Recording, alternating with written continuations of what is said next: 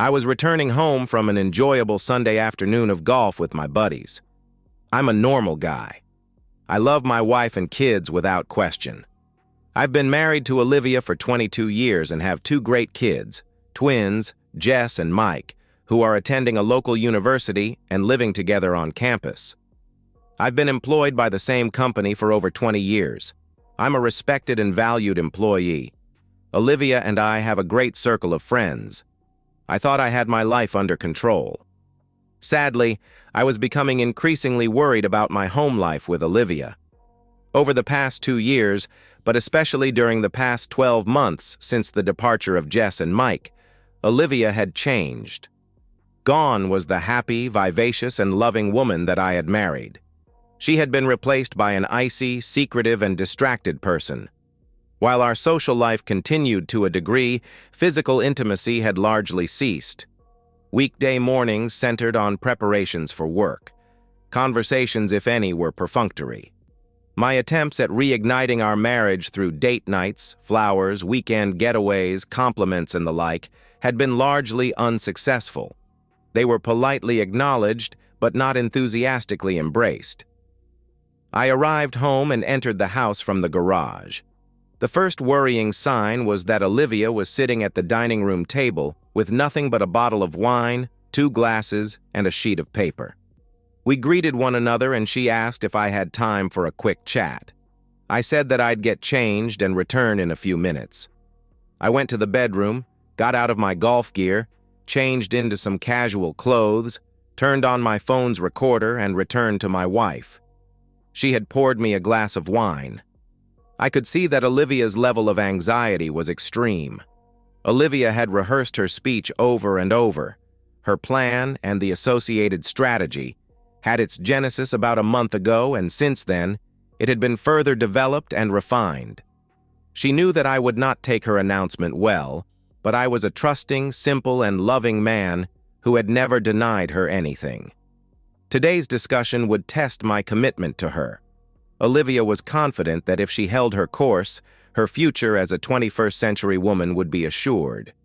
She reminded herself that she will only get one shot at her life. An opportunity missed is an opportunity lost. For the past 25 years, Olivia had been a loving girlfriend, wife, and mother.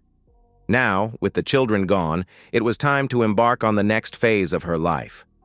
She began, "David, first, could I ask you to let me express myself before I answer any questions you may have? I've been developing this strategy for some months, and it has gone through a number of iterations. I need to apologize for being hard to be around for quite some time. It seems that over time, I've allowed myself to drift into a situation where I've become ambivalent about the important things in my life. I've fallen short of the mark as a wife, a mother, and a person. I've been doing a great deal of soul-searching about my life, and I've decided to make a number of significant changes that are designed to make me a more complete person. Some of the things might appear small, and others might be difficult for you to accept. I'm going to rejoin the gym and commence a structured fitness and dietary program. Next, I'm going to take up yoga. I feel that the fundamental tenets of yoga are consistent with the direction in which I'd like my life to evolve. I've looked closely at my job to determine if it's an impediment to the new me. On balance, even though I have let my performance slide, with their patience and support, I am confident that I will be able to return to the performance levels that I demonstrated a couple of years ago and which they valued. Importantly, however, I want to set a clear delineation between my work and private new life. I'm going to invest greater effort to improve my relationships with my family and friends. I know I have a lot of work to do to re-establish the loving relationship that I treasured with the twins. I hope that you will be able to help me with this. I know that you have always been closer to them than I have been. My relationship with you has been the most challenging issue for me to consider. For me to be the person I need to become, our relationship must be a cornerstone of my new life. We have drifted apart. Our partnership has become stale. I acknowledge that you have tried valiantly to resuscitate our marriage, but, as they say, it takes two to tango. I need to relearn how to be a wife, a friend, and a lover. I want to better understand what I want from my life partner. I want to grow old with you. I want to cherish you. I believe with all my heart that our marriage is strong and our love for one another cannot be questioned. I would like to promise to you that, going forward, I will embrace your efforts to improve our relationship. I have decided, however, to broaden my experience to better understand what I need from you as a life partner. In order to achieve this, I have decided to begin dating other men.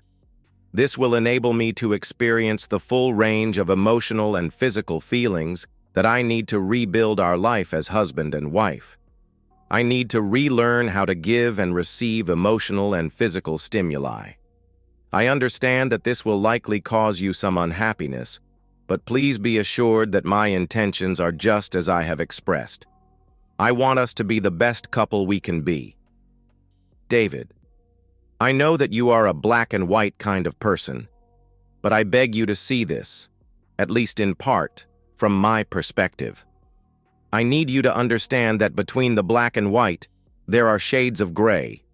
I've decided to go on my first date on Friday night. I'll return to you before lunch on Saturday. I want to be as open with you as possible, so we can then talk about my date over lunch. I'm certain that with time and many discussions, you will agree that what I am doing is a good thing for all concerned. By now, Olivia was almost hyperventilating, but nonetheless, to her credit, she pressed on with a look akin to abject terror. David, I understand that all this might be a little confronting for you. Maybe you'd like some time to digest this before we reconvene. After a while, I stood unsteadily and with no emotion said, Olivia, I can see that you've given this a great deal of thought. I appreciate you giving me the chance to have a good think before I respond. I'm going to head off for a while and gather my thoughts. Maybe we can discuss this later this evening or tomorrow. David, you know that I love you only, she said with a trembling voice. Please keep an open mind about this. Please let me know when you're ready. With that, I grabbed my coat and headed for the garage. As I drove away from the house, I growled in anger and repeatedly bashed the steering wheel. I couldn't imagine how things could have turned out worse. My wife wants to go on dates with other men in order to make our marriage better. What nonsense! She's absolutely deluded. What is she thinking? As I enjoyed my burger and a second coffee, I decided that I had handled Olivia's speech pretty well, even if I elected not to immediately engage her. I was able to maintain an outward appearance of calmness. She had been preparing her ambush for weeks, if not months. I listened to the recording a couple of times before my next move materialized. I was going to consult with my closest confidants, the twins. I called my daughter Jess and asked her to set up one of her threesomes with her brother Mike. Dad! They're not called threesomes. They're called conference calls. Threesomes are very different things. But don't worry, Dad. The lazy turd is lying here on the lounge. Mark my words, it's really true that uni students don't have social lives. All of those stories about the wild days at university are just fantasy. Dad, am I destined to spend the rest of my life sitting on a nasty couch while my brother eats my Cheetos, drinks my beer, and makes a mess, just like he does every damn night? Dad! I'm 19 years old. I need a little romance. I'm ripe. She said this with a giggle. Okay, Jess, thanks for that educative discourse. I need to have a very important talk to you both. This is not a joke. I repeat, this is not a joke. We're talking 911 here. Dad, you're scaring me. Is everything okay? She said with a nervous glance towards her brother. No, baby. Everything is far from okay, I said with a hint of panic in my voice. For the first time, Mike piped up and with his usual laid-back tone said, What's up, Dad? Is it okay if I come over? Sure, Dad. I'll put some coffee on, Jess answered. I may need something a little stronger. I'll see you in 30 minutes. Okay, Dad. Drive carefully. Bye. I arrived at my kids' apartment and began. Look, guys, you know that your mom and I have been going through some tough times recently. I have a recording of a discussion that I've just had with her. Is it okay if I play it for you? Okay, Dad. It sounds serious. We're listening, Jess said with a concerned note in her voice. I played the recording. The silence was deafening until Jess finally exploded. That awful woman! Mike and I put up with her behavior for 12 months before we had to leave, and now she's done this to you.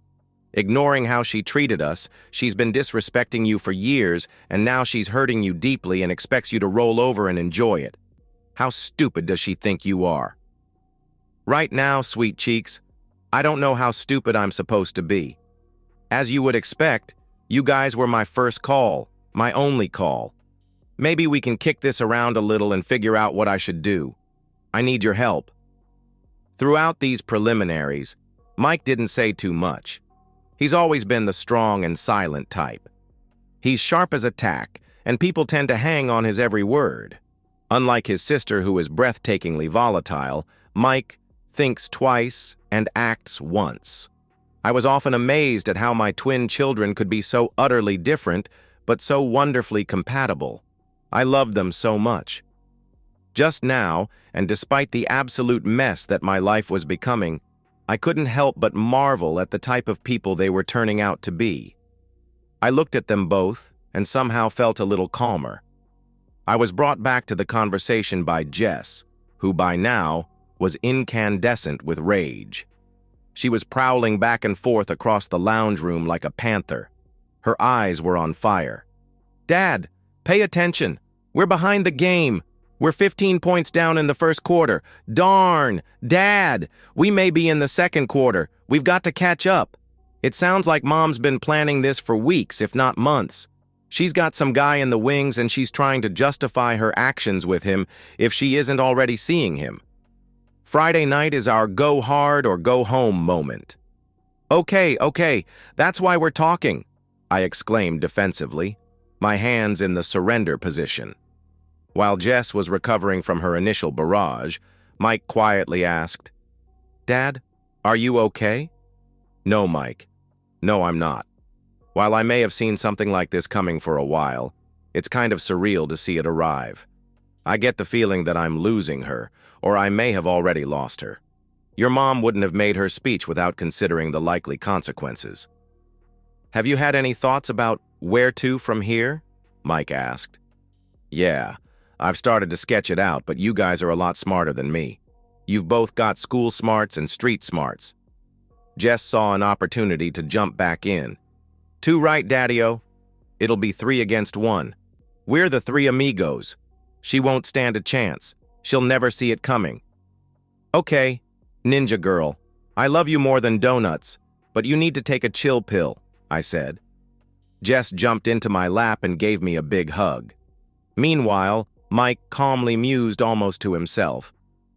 I think her entire speech was a smokescreen for the dating other men part, and there's a lot that she's not letting on. I agree with Jess. She is definitely seeing some guy. She probably timed her announcement in order to limit the potential damage you can do. She wants to keep you on the back foot until D-Day. We are a long way behind. We need intel. Mom probably won't expect you to regroup and get on the front foot too quickly. She'll pay a high price for underestimating you. She's obviously communicating with this guy, probably via text messages and maybe emails. Yeah, they probably work together. Do you have access to her phone? She rarely leaves it alone, and anyway, I don't have her access code. Jess jumped in again. Dad, I know her code. When Mom and I had lunch last week, she was going on and on about the need to improve her life and blah, blah, blah. Well, it looked like the lunch was never going to end, and I needed to call my bestie, Stella, to tell her I'd be late for our study group. I asked Mom for her phone. She grabbed it from her bag and keyed in her code while I pretended not to look. I'm pretty sure it's 1919. Get it? Mike and I are both 19. It was easy to see on her keypad. Excellent, sis. That might just be the break we need. With any luck, Mom might even use the same code for her laptop, Mike mused. Dad, we can't do all the work for you. You've got to get access to her phone, and quick. I thought about it for a moment and then said, she leaves her phone on the charger on her bedside table when she showers in the morning. That might give me 15 minutes to do some investigating. Mike then said, I don't know much about checking phones, so you might have to do it the old-fashioned way. When you get in, go straight to her text message app and look at the most recent messages. There'll be one from a name you don't recognize. It will probably be an alias to throw you off the scent, just in case you saw an incoming message. With any luck, the message trail will extend back weeks or months. I don't know if it's possible to export text messages, so you'll have to photograph it screen by screen using your phone. When you're done, cover your tracks and get the hell out of Dodge. Also, it might be a good idea to take some time off work. This week is going to be tough for you anyway, but you might also need some flexibility. Good advice, Mike. I then turned to my daughter. Jess, there's one other thing I was going to ask for your help with. Your bestie, Stella's dad, is a divorce lawyer, isn't he? Yeah, Dad, but he calls himself a family law attorney. Well, maybe you could use your influence to get me an appointment to see him as soon as possible. I just need to understand what I'm getting myself into and whether I need to put in place any measures to protect myself or you guys. Good idea, Dad. I'll call Stella now and get the ball rolling. I'll give her your number. Thanks, babe. Mike's mind was now going at full speed. I could see that my son had tuned in to the problem.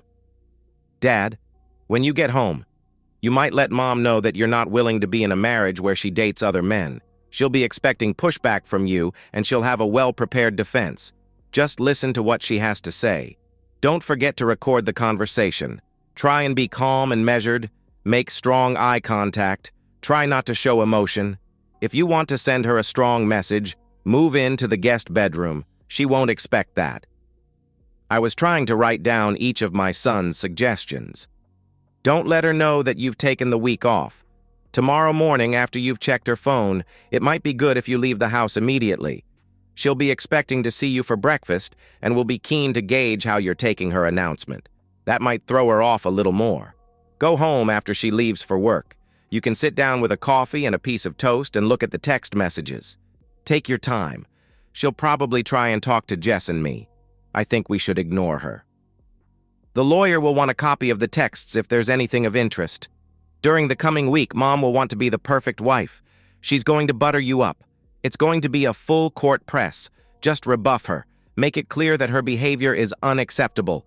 Things will get interesting when she realizes that her strategy is failing. Jess jumped in. Jesus, Mike!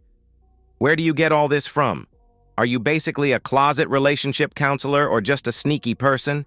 That's some serious mind game you've just laid out. Dad, when you serve her with the divorce papers, can I be involved? I want to see the look in her eyes when she realizes how badly she's messed up. We'll see, kitten. It might not even get that far. It was getting late, and I decided to return home. When I got there, and with my recorder on, I found Olivia sitting on the lounge waiting. Olivia smiled and said, Hi, baby. Good to see you. Do you have any questions about our discussion? Well, Olivia, it wasn't a discussion, it was a declaration. I understand that you have developed a defense of your inappropriate proposal. I suppose in response I should state unequivocally that I will not be part of a marriage where you date other men. Do you understand me? Well, David, I hear what you're saying. Maybe I haven't explained myself properly. What I'm doing is for us. I want to be the best possible wife, and if I am to achieve this, there are certain things that I'm going to have to do. I understand that this may hurt you in the short term, but as soon as you see the benefits, I'm certain that you'll come around. Olivia, I can see that this discussion is not going to get us anywhere. Please acknowledge that I'm not going to be part of a marriage where you date other men. Fine, okay, I acknowledge it, Olivia said, with more than a hint of anger in her voice. Good, Olivia. Thanks. Now, for the foreseeable future, I'll be sleeping in the guest bedroom and I would appreciate your respect of my privacy. This coming week is going to be very difficult for the both of us. It may be the last week we have as husband and wife. I'll try to be civil and I expect the same from you. Please let me know if you have changed your mind. It might not be too late to save our marriage. David, this is not a negotiation. My mind is made up. On Friday at 6:30, I'll be leaving for my date. I'll return before lunch on Saturday. Would you throw away 22 years of marriage over this? Olivia stated defiantly. Olivia, you probably won't be surprised to hear that it's not me that's throwing away 22 years of marriage. It is not me that's breaking our wedding vows. It is not me that's betraying our marriage. It's not me that's alienating her children. Now, if you'll excuse me, I need to get my clothes and toiletries and move into the guest bedroom. This discussion is over. With that, I left, leaving Olivia with a look of bewildered anger. She looked down at her clenched fists and thought, darn, darn, darn. I woke early. I was showered and dressed before Olivia got up. I was waiting to hear Olivia's shower turn on. As soon as I heard it, I went to her bedroom and picked up her phone, and with fingers crossed, I keyed in the code. The phone came to life, and I navigated to the text message app. The most recent message was from someone named Becky. I opened it and saw immediately that it was what I was looking for. Resisting my desire to read them, I proceeded to photograph every message exchange. They appeared to go back about 2 months. When I was finished, I replaced the phone and left the house. Olivia had had a fitful sleep. She wasn't used to sleeping without me, and she was worried about my reaction to her announcement. She was expecting a more compliant response. She woke at the usual time and showered and dressed. She went to the kitchen expecting to see me waiting with a cup of coffee for her. I wasn't there. My car was not in the garage. Damn, she thought. This isn't going to plan. Why does he have to be such a single-minded person? She made herself some breakfast and left for work. I was parked down the street and saw Olivia leave. I returned to the house and settled in to review the text messages. They commenced 2 months ago and they weren't from Becky. They were from Wade. Wade Erickson is a guy who works with Olivia. He's maybe 5 years younger than Olivia. He's married to Peggy and they have 2 young kids. The initial texts were flirtatious from both sides, but they quickly became more intimate. There was one text where Olivia was angry because they were almost caught at work being inappropriate. Wade, if this is to continue, we need to be more careful. We can't jeopardize our jobs and marriages by being stupid. Wade was trying to get Olivia to agree to a lunchtime meeting at a motel. It looked like they were encouraging each other. It was clear that Olivia was sorely tempted. She even sent a selfie that was inappropriate. It was clear that the photo was taken in our bedroom. Wade was laying it on thick, and the two agreed to meet at the Seaview Motel. The plan was for Wade to check in and text the room number to Olivia, who would then join him. It seemed that the meeting had occurred because there were subsequent texts excitedly discussing how much fun it was. Wade also mentioned that he had emailed a package of photos to Olivia's Hotmail account. I didn't know she had a Hotmail account. The meetings at the motel occurred on 2 subsequent occasions. There were also mentions of affectionate behavior in Wade's office. It was only a week ago when it became apparent that the pair had decided to further escalate their relationship by introducing overnight dates. Wade had convinced an uncertain Olivia that I would be angry at first about her seeing other men, but given time and appropriate attention, I would submit to the new normal. I would submit to the line of least resistance. I would remain married. I would be able to live in my house. My relationship with my kids would be okay. Olivia and her companion would be discreet. My social life would not change. This then led to Olivia's speech to me about dating other men. The most recent texts concerned the arrangements for their date. Wade was going to reserve a suite at the Marriott on the other side of town and leave a key for Olivia at reception. Rather than risk a last-minute confrontation with me, Olivia planned to go directly to the Marriott from work. She'll change into her date clothes and meet Wade downstairs in the bar for a drink before walking across the road to Salerno's Italian restaurant. After dinner, they'll return to the Marriott either for a dance or to head straight to their room. In the final text, which occurred last night, Olivia told Wade about my reaction to her speech. She said that I was very calm and she couldn't read my face. She told Wade about my statement that I would not remain in the marriage if she went on dates. Finally, she said that I had moved out of their bedroom and she was worried that things were already getting out of control. "It's pretty much what I expected," Wade responded. "He thinks you're bluffing. Olivia, you need to stick with the plan. We expected it to be a tough week, but the end result will be well worth it. I promise you. You've got to love him to death for the remainder of the week. Before you know it, he'll be putty in your hands and your new life can begin in earnest. He'll come around. I know his type. Mark my words." I then went to Olivia's laptop. I entered the code and immediately found the Hotmail icon on the desktop. There weren't too many emails, but I did find 3 that contained a dozen or so inappropriate photos of the two together. There was also one email that had a video of the two. In it, Wade was holding his phone and was videoing their reflection in the motel room's dresser mirror. The kids were right. There was more to her relationship with Wade than my wife had let on. I snooped around the laptop and found the photo directory. Buried in the directory were 5 folders containing photos of Olivia with other men. Each directory was named after the companion. The dates on the directories indicated that this activity had continued over the past 2 years. The 50 or so photos depicted Olivia in various compromising positions and in various locations. There were also several videos which included audio. I copied the directories onto a thumb drive. I looked for other information in the laptop's trash bin, but found nothing. I then had a look at the Hotmail bin and found another trove of information. It looked like the 30 or so emails included names, dates, venues, and other interesting information about her companions. I copied the emails and shut down the laptop. Just as I was digesting the news of my wife's affairs, my phone rang. It was the executive assistant of Peter Ferris, Stella's family law attorney dad. She asked if I was available at 4:30 to meet with Mr. Ferris. I readily agreed. She then asked for my email address so she could send me a list of financial and other information that I should bring. Much of the rest of the day was taken up with compiling the requested information.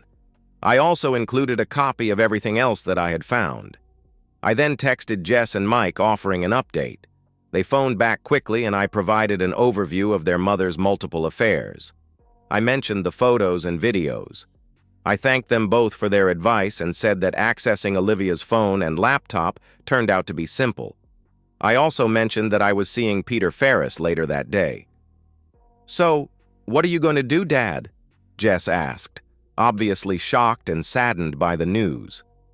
"Well, baby cake, if I wasn't going for a divorce before today, I sure as hell am now," I replied. "I'm sorry, Dad. You deserve better," she said with absolute compassion and more than a little restraint. "Mike, I'm not even sure if it's necessary to stay with our plan. I really don't care if she goes with Wade on Friday. It's not going to make any difference to the outcome. I've got more than enough evidence to finish things, so why don't I just move out while the divorce proceedings unfold?" "Yeah, Dad, you may be right. Why don't you see what the divorce lawyer has to say before deciding on that?" "Okay, guys, I'll report back when I get a chance." I arrived at the lawyer's office and was greeted by Peter Ferris and an associate of his, Dan Morton. "Hi, David.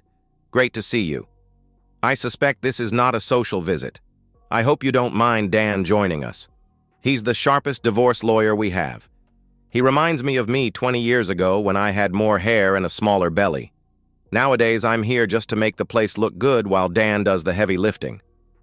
Peter Ferris then turned to Dan and asked, "Dan, you think I'm a good-looking man, don't you?" "Ah, yes, sir. Among the finest," Dan answered while trying to keep a straight face. "Good answer, boy. Good answer. So, David, what's the deal?" "Yesterday, when I asked Jess to tee up this discussion, my wife, Olivia, told me that she intends to betray our marriage this coming Friday. During today, however, I've discovered evidence of her being with a total of at least 6 men over the past 2 years. The evidence, which is in the form of emails, texts, photos, and videos, is included in the package I am leaving with you. I have also provided all of the financial and other information you requested. I recorded a few conversations with Olivia, which I've included for the sake of completeness." Subject to your views, I'm fairly certain that I will divorce Olivia. I'm happy to proceed with irreconcilable differences as the grounds for the petition. I'm seeking a 50-50 split of our assets. I would like things to proceed quickly. If Olivia tries to make things difficult for me, I want to respond strongly. If she tries to slow things down, we might be able to use some of the evidence of her indiscretions as leverage. Furthermore, I'd be happy to change the basis of the petition to adultery should the need arise. I have the names of 6 of her companions, and I might even name them all as co-respondents if necessary. That should scare her. I then asked, Peter, are you able to get me a little more information about the 5 companions other than Wade Erickson? Peter looked at Dan, who shrugged and said, It shouldn't be a problem. I continued, I've also heard that an alienation of affection suit can be persuasive. The threat of Olivia and her companion losing their jobs might provide some additional incentive to go quietly. Peter looked closely at me. David, alienation of affection suits are a coin toss at best. My advice would be not to do anything that might compromise her employment. I'm sure you want to pay as little alimony as possible. To this end, it would be good if Olivia retained a secure and well-paid job. I nodded and pressed on. Finally, I'd also like you to protect my assets to the maximum legal extent. For example, if there's any sense in transferring some of our investment money into trusts for the kids, I'm on board. I need your advice about strategies in this area. When were you hoping to have her served? Peter asked. Olivia will be dining with her companion at Salerno's on Friday night. Their reservation is for 7:30. I'd like it to be done there, and the server should be loud about it. Let's hope that we can arrange some severe indigestion for her. Oh yeah, one other thing. Jess has asked to be involved. She's pretty upset about her mother's behavior. Maybe she can help identify Olivia for your server. Okay, David, all that seems broadly doable subject to Dan's review of your package. Jess can be involved, as long as she doesn't impede the server. As much as I like Jess, this is a legal process, and we don't want to mess it up. If Jess and Mike feel strongly enough about this, they can be witnesses to your divorce petition. That will send a clear message to your wife. We'll be in touch if we have any questions. For the next 4 days, please try and keep things cool. It's easy for everything to go wrong if someone acts stupidly. David, you don't want things to go wrong. Okay, I hear you. I'm not sure what I'm going to walk into when I go home now, but I promise you, I'll think twice and speak once. I'll talk to Jess and Mike about being witnesses. We said our goodbyes and I left. On the way home, I called Jess. Hi, baby cake. It's your old dad. Hi, Dad. Are you okay? How did you go with Mr. Ferris? I'm okay. The meeting went as well as we could have expected. Peter seems to know his stuff. I provided a mountain of information to him, including evidence about your mother's affairs. I asked that you be involved in serving the papers at Salerno's on Friday. He agreed, as long as you don't get in the way. He said that you and Mike could be formal witnesses on the divorce petition if you would like. That would really upset your mother. Why don't you have a chat to Mike? You can also think about how you see the serving process unfolding on Friday. Maybe you could brief the server outside the restaurant. Okay, Dad. I can assure you it will be memorable for everyone. Talk soon. When I arrived home, I was greeted by my wife wearing makeup and a nice dress. Hi, honey. I've made your favorite. Would you like a glass of wine after you change? I barely acknowledged her. I went and changed into some casual clothes and returned to the kitchen. Olivia, is this your way of saying that you apologize unreservedly and you've decided not to betray your wedding vows? No, David, absolutely not. I've told you that Friday is going to happen. Okay. I'm heading out for a burger. Don't wait up. David, don't be such a difficult person. It's just one night. As I went to enter the garage, I turned and said, No, Olivia, I suspect it's not. The following couple of days were icy at best. I tried to limit our interactions. I kept the kids in the loop with developments. Jess was anxious to have a chat with her unfaithful mother, but, as agreed, she was not returning her mother's calls. She said that she and Mike thought it would be a great idea to be witnesses to the divorce petition. I made a mental note never to cross Jess. The lawyers seemed to have everything under control. I arrived home on Thursday evening to be greeted by Olivia wearing revealing clothing. Without missing a beat, I said, "Does this mean that you have decided not to betray our marriage and alienate your children?" Olivia became angry and with a nasty sneer said, "David, it's going to happen, but now I'm going to treat him extra well. I'm just here to get changed. It's coupon night at the pizza place. I'll be home later. Please don't try this degrading behavior again. It's beneath even you. You disgust me." "Damn you, David! It's only one night. I'm just trying to show you what our lives can be like with the new me. Just get your head out of your stubbornness and get with the program for Christ's sake."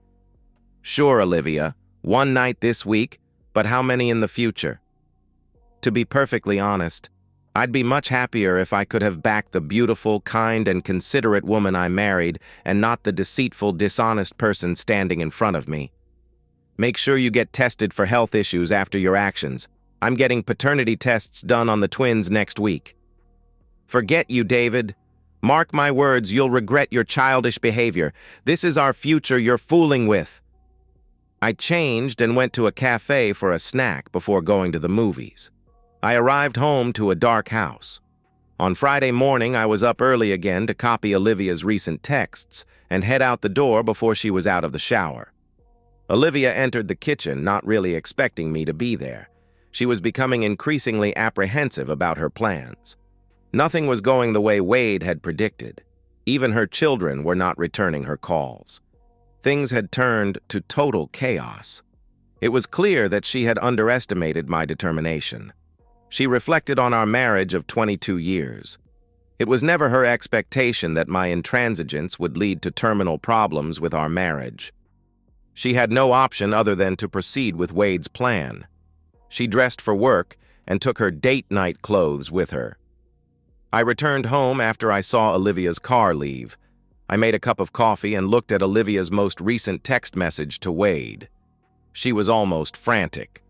"Oh no, Wade!" The closer I get to tonight, the further down the drain my marriage goes. David warned me that there would be serious consequences for my actions. He made me acknowledge that he would not be part of a marriage that included me dating other men. He's going to kick me to the curb, I know it. I should never have let my private life and my family life become tangled. Things were fine the way they were. Darn, darn, darn. I don't know what to do. Wade responded, "Listen, babe, he's just bluffing. He's not being strong. I'm going to make tomorrow night memorable for you. I'm going to give you a taste of how good your life is going to be once he knuckles under. So just keep calm and stay strong." I phoned Jess. She walked me through her plans for serving the papers. I arranged for Mike and Jess to witness the divorce petition. I then gave the lawyers the final go-ahead. Friday was going to be busy for me, Jess, and Mike. First, I arranged for the locks on the house to be changed. I reprogrammed the code for the garage remote door. I then went online to book a storage locker for Olivia's possessions. With the assistance of Jess and Mike, we packed up all of Olivia's belongings. While that was occurring, I worked through the list of financial changes that my lawyer had recommended. Even with 2 cars, we still had to do 2 trips to the storage locker. I also needed to write a short note to Olivia explaining what I had done in preparation for the divorce. The letter was to be included in the package to be given to her at the restaurant. After the last trip to the storage locker, I called past my lawyer's office to drop in the letter and the key to the storage locker. After work, Olivia arrived at the hotel room and changed into her date clothes. Despite her concerns about my stubbornness, she was excited and craving a night with her companion. Her previous meetings with Wade at the motel were enjoyable, but somewhat hurried and unromantic. This was to be the beginning of her new life. She had a little black dress that showed off her figure, which were almost jumping out. Completing the outfit was a pair of elegant high-heeled shoes. Olivia joined Wade in the bar downstairs, and they enjoyed a cocktail before heading arm in arm across the road to the restaurant. She felt somehow liberated at being able to walk arm in arm in public with her companion. They had been seated for about 10 minutes at a table near the center of the restaurant when Jess walked up to her mom. "So, Mom, you're really going to do it?" Jess demanded angrily. "Jess, what are you doing here?" Olivia asked nervously while looking at Wade and the other diners around her. "Is this the man that you are betraying Dad with?" As soon as Jess said this, guests at nearby tables had their phones out, recording the action. "This is my friend, Mr. Erickson. He and I are enjoying an evening out." "Mom, are you going to betray Dad with him tonight?" There was a collective gasp around the restaurant. "Jess, this is a private matter between your father and me. I don't think it's appropriate to discuss it with you, particularly in public." Someone at a nearby table called out, "Unfaithful!" "Mom, please don't betray my dad and our family. We all love you and need you." "Jess, it's complicated. Your father knows what I am doing. Is this why you haven't been returning my calls?" "Too right, Mom. I don't want a disloyal person as a mother." Another series of gasps from the guests. A guy seated at a nearby table shouted to Jess, "You go, girl." "I don't know what your father has been telling you, but I'm doing this for the betterment of our marriage." "Nonsense!" another guy shouted. Other guests laughed. Olivia could feel the eyes of the diners burning into her. A waitress with 2 plates of food needed to get past Jess. "Excuse me, dear, can I get past?" "Oh, sorry, ma'am. I'll be going shortly. The company here is decidedly unpleasant," Jess replied respectfully. "Don't worry, honey. You take your time. It looks like your mom is getting what she deserves," the waitress said, with a warm smile. Wade Erickson was trying to disappear. "You have a room booked at the hotel over the road, haven't you? That's where you intend to betray him, isn't it?" An older couple stood and left, their meals half-eaten. "Jessica, we can talk about this next week. I can see you're upset. Now, it's probably best if you leave now." With that, Jess signaled to the process server who was waiting at the reception desk. He approached the table and asked in an overly theatrical and loud voice, "Are you Mrs. Olivia Markson?" "Yes," Olivia timidly replied. He handed her an envelope and said, "Olivia Markson, you have been served." There was a collective cheer from the restaurant guests. The server had body cam video of him performing his duty. He sent the video to me and my lawyer as soon as he was out of the restaurant. It seemed as if every set of eyes in the restaurant was on Olivia and her illicit companion. The guests continued to record the action. Olivia wanted to dig a hole and crawl into it. "Mom, in addition to the divorce papers, there's an important letter from Dad in the envelope. You need to read it ASAP." "Jess, this is not what it seems. Marriages can be complicated things. Can talk about this?" "No, Mom. We're done here." Jess turned and began to leave. Olivia tried to get out from the table to chase after her daughter. The heel of one of her elegant shoes caught in the carpet and she tumbled over. Her dress shifted inappropriately. A distinguished-looking gentleman approached the table and, looking down at her with obvious disdain, said, "Madam, I am the restaurant manager, and I can assure you I will not permit inappropriate behavior on these premises." Olivia struggled to her feet while trying to adjust her dress. "I'm not behaving inappropriately," she exclaimed indignantly. A customer sitting nearby said, between mouthfuls of gnocchi, "Well, you're dressed inappropriately and you're not being modest." "I am being modest," Olivia cried. "Madam, I must ask you to lower your voice and leave the premises immediately, and please take your companion with you." The restaurant erupted in another chorus of cheers. The restaurant manager turned and made a theatrical bow. Wade grabbed Olivia and, after paying the bill, escorted her out. The restaurant guests stood and clapped as Olivia went through the door. She turned and, in a final act of defiance, told the diners to go away. Within 5 minutes, the videos were being uploaded to YouTube with Olivia's name included in the title, courtesy of the process server's announcement.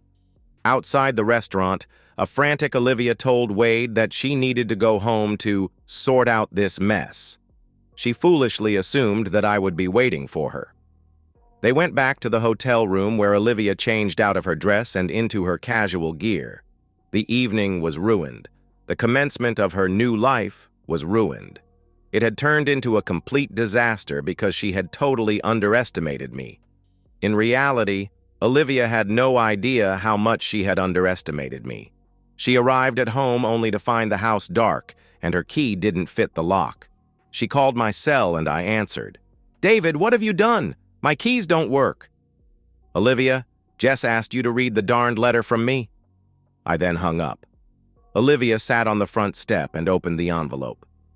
"Olivia, I told you time and time again that I would not be part of a marriage where you were dating other men. You decided to proceed with your date, and I am now divorcing you. You will see that I am citing irreconcilable differences as the basis for the petition. I am doing this out of respect for your parents, who I love dearly. I've kept the kids in the loop with developments, and I have tried to be factual with them. Jess has spoken to you tonight, so I guess you have a feel for how she has taken your betrayal of our family. I recommend that you not talk to her for a while. As you will see, Jess and Mike have witnessed my signature on the divorce petition. This might also give you some idea about the strength of their feelings. I have visited your parents tonight and told them about your inappropriate behavior. I have taken the liberty of leaving with them some of your clothes and personal items that you may need over the next few days. If you are not moving in with Mr. Erickson, his wife, and their children, you might need a bed at your parents' house. I have also given them all of your jewelry for safekeeping. The twins and I have placed the remainder of your possessions in locker 264 at Jim's Hire and Storage near your parents' house. A key to the locker is in this envelope. I have prepaid the locker for 60 days. In recognition of our 20 years of happy marriage, I have proposed a very fair 50-50 split of our assets. We'll each keep our retirement accounts. As you are aware, the house belongs to my parents and will not be included in the asset division. My lawyers have successfully petitioned the court to freeze all of our financial accounts. I've paid off and canceled our joint credit cards. Your personal accounts and cards remain active. All necessary house-related payments will be made on a as-required basis. I have changed the locks on the house. I recommend that you retain a lawyer to review the divorce proposal and sign it as soon as possible. Olivia, failure to do so will result in serious consequences. I can be contacted through my lawyers. David." Having read the letter, Olivia ignored the "contact me through my lawyer" request and called me. "David, we need to talk. Come home, please," she begged. "Sorry, Olivia. I can't just now. I'm over with Patty and her kids. I'm just walking her through what's been going on between you and her husband. We've just seen the video of you being served. She thought Wade was interstate at a weekend conference. To be perfectly honest, she's pretty upset at you both. I've given her the name of my divorce lawyer. Maybe you should stay away from dark alleyways and consider getting a bodyguard. By the way, the YouTube videos were an unexpected but entertaining surprise, and they seem to be going viral. I honestly didn't know that Jess had it in her. The restaurant manager was priceless." "Oh God, no! David, how could you do this to me?" Olivia cried. "No, Olivia, this is all down to you." "Are you happy now? How's the new me working out? How's the date night going? I hear that the veal is nice at Salerno's." "David, there will never be a divorce. Please, I love you." "Goodness, Olivia. When last we spoke, you told me that you were going to treat Wade extra well tonight. If you've forgotten, I've got a recording." I could only hear sobbing on the line. "Now, please don't try to contact me again. I don't want things to get out of hand." The next 4 weeks were frustrating due to Olivia's lawyer stalling the divorce wherever possible. Through my lawyer, Olivia was repeatedly asking for a face-to-face, which I declined. Eventually, Peter Ferris convinced me that I should agree to the meeting. I, however, said that it should occur in Peter's conference room. I also stipulated that the kids should attend, and Olivia was not to be informed of this. 2 days later, Olivia entered the conference room. Jess, Mike, and I were seated on the opposite side of the table. Jess was holding my hand. Mike was glaring at his mother. Looking nervously at the twins, Olivia said, "Hi, Jess. Hi, Mike. What are you doing here?" I responded on their behalf. "You asked for a face-to-face. Well, here we are." "David, there are private things that we need to discuss." "Sorry, Olivia. While these kids have always provided me with their unconditional love, they've really stepped up over the past 2 months when I've needed them the most. They've given me great advice and help. I wouldn't be where I am now without their support. Please remember that Jess and Mike witnessed my signature on the divorce petition. If you are not able to speak with them here, we can end this now." "David, I don't want a divorce. I don't want to give up on our 22 years of marriage. Over the past couple of years, I'll admit that I drifted from my family. I wasn't the best wife or mother. I've been living my life in a fog. I lost sight of the important things. I made foolish decisions. I've commenced therapy, and I'm hoping you can help me with that. I know you are a kind man, and I'm asking for your forgiveness. Together we can repair our relationship, and with time, our marriage can prosper. But I understand that I will need time to demonstrate my commitment to us. So, if you persist with the divorce, I will have no option but to continue to put in place every roadblock my lawyer can think of. I will drag out this process until you realize that my place is beside you and our children. I will not sign the divorce papers." Olivia, I know that you've given a great deal of thought to today's meeting. You're probably asking yourself, how much does he know? I know much more than you think. I'll say this once, and once only. Do not sit there and lie to me. Do not sit there and lie to your family. I told you that there would be serious consequences if you elected not to agree to the divorce. Please remember that I'm seeking the divorce on the grounds of irreconcilable differences, and the proposed 50-50 asset distribution could not be more fair. If you do not sign the papers here today, I'm going to withdraw the petition and resubmit a new petition based on adultery, and I'll name your companion, Wade Erickson, as a co-respondent. I will be seeking a 75-25 asset split. I will also commence an alienation of affection suit against your employer, citing your relationship with your work colleague, Mr. Erickson. David, you can't do that. You know I didn't betray you with Wade. Having me served at the restaurant put paid to that. I stood and slammed my fist angrily on the table, making everybody jump. This was not the husband-father that they knew and loved. I told you, Olivia, do not lie to us. I'm not lying to you, Olivia stated without conviction. Damn you, Olivia. Are you telling us that you haven't been with Wade at the Seaview Motel on at least 3 occasions? We have the room numbers if you need reminding. I nodded to Jess, and she pushed across the table several inappropriate photos of Olivia and Wade together. Olivia gasped and quickly realized that I was far better informed than she expected. Jess then produced a transcript of the text messages between her mother and Wade. Olivia scanned the document and sat, humiliated, in front of her family. I then nodded to Mike, who pressed a button on his laptop, and a large TV screen at the end of the room came to life, showing a video of Wade with Olivia. The audio was particularly inappropriate. "Turn it off!" Olivia screamed over the sound of the audio. Now, I'm no expert, but that looks and sounds pretty much like Wade betraying our marriage with you, I said. She had totally underestimated me. Olivia, the photos and the text transcript establish ironclad proof of your affair, and that part of the affair occurred on company premises.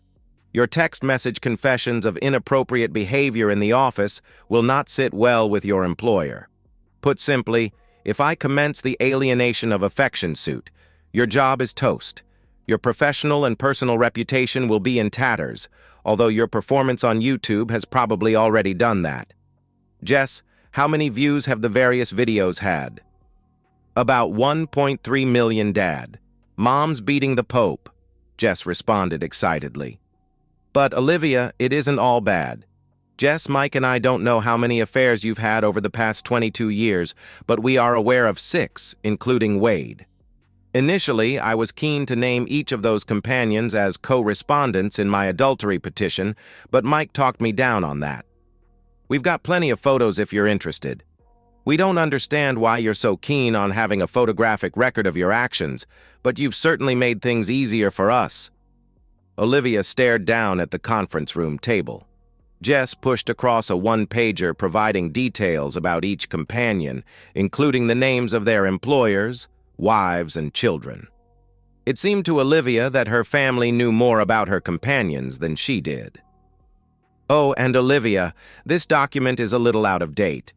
As you may be aware, Mr. Stevie Buchanan, who you were seeing while on your business trips in Baltimore as recently as 4 months ago, was found beaten in a car park behind a club last week. When his body was found, he was injured. Across his chest was written, "Stay away from married women." It seems that you were not the only object of Mr. Buchanan's affections. You might like to get tested. "Oh my God!" Olivia gasped. With perfect timing, Jess piped up and exclaimed to her brother, "Mike, did you see this one? It looks like Mom with her boyfriend Stevie, and they're being inappropriate. That's pretty awful." "Please, no. Don't look at that," Olivia pleaded with her children. She was completely defeated, her lies and deceptions totally exposed. There was no defense. Just then, Mike played the next video that he had queued up. It was Olivia being inappropriate with a different companion. "Turn it off!" Olivia screamed over the sound of the audio. After a moment, Mike looked at the pitiful visage that was his mother and said, "Mom, you disappoint me." His tone was a mixture of anger and shame. I didn't know who was more shocked at Mike's piercing words, Olivia or Jess. "No more, please, no more," Olivia begged. "Sign the papers, Olivia. What I've proposed is very fair, maybe excessively so given your actions. Keep in mind that my proposal keeps many of the details of your inappropriate behavior away from our parents and friends. Sign the papers and retain some of your dignity," I said with an air of finality. "Okay, I'll sign." Olivia signed the papers, and the divorce was made final 90 days later. The asset split went smoothly. Jess, Mike, and I remained very close and were able to help each other through the difficult times. Olivia's life was damaged. Her health was deteriorating. Her extramarital relationships were no longer desirable. She was living a lonely life in a very modest apartment. Her job was hanging by a thread. Her reputation was in shreds, due in part to her being a YouTube sensation. She rarely saw the twins and me. Maybe with time, that would change. Peggy took Wade to the cleaners in the divorce. He resigned from his job and moved interstate. And so, we've reached the end of today's story. Was it what you expected, or did it take a twist you didn't see coming? I'm curious to hear your thoughts. Share them in the comments below, and let's get a conversation going. If this story kept you hooked, make sure to hit that like button. And if you're new here or just haven't subscribed yet, now's the perfect time to join our community. I bring you fresh, captivating stories every day, so click that subscribe button and turn on notifications so you never miss out. Thanks for watching, and I'll see you in the next one.